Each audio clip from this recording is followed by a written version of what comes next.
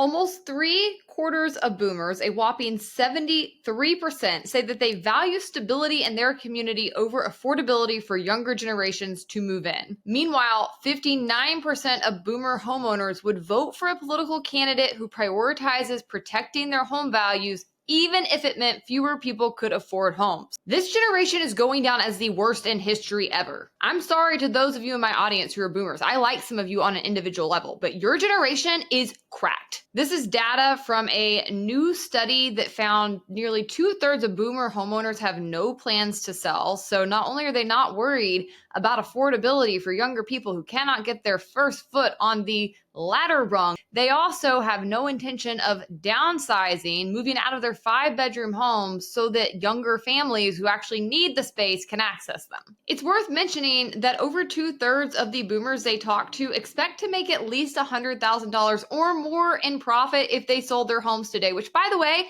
most of them need because the baby boomers have no retirement. They are about to be a massive drain on society. And if this data hasn't already ticked you off, here's what's going to send you over the edge. A majority of those they spoke with also said that they paid less than $100,000 for their first homes. Add to that roughly 2/3 of the boomers said they believe senior homeowners should be exempt from paying property taxes, even if that means younger homebuyers have to pay more. And nearly half of the boomer owners said they are worried that changes to Social Security or Medicare could force them to sell their homes, while 38% said they wouldn't be able to afford their homes if those benefits were reduced. So to recap, they want to continue pillaging the younger generations who are having to pay into Social Security that they'll already never see. They don't care if all of the benefits and breaks that they're getting mean that the younger generation continues to get piled on, and they think that people are just going to put up with this. This is the same generation that turns around and tells people my age it's selfish not to have kids, when clearly they had kids solely as a source to suck dry in their old age. What actually has to happen is that this generation has to be leveled with. They're going to have to shove it. You're going to have to deal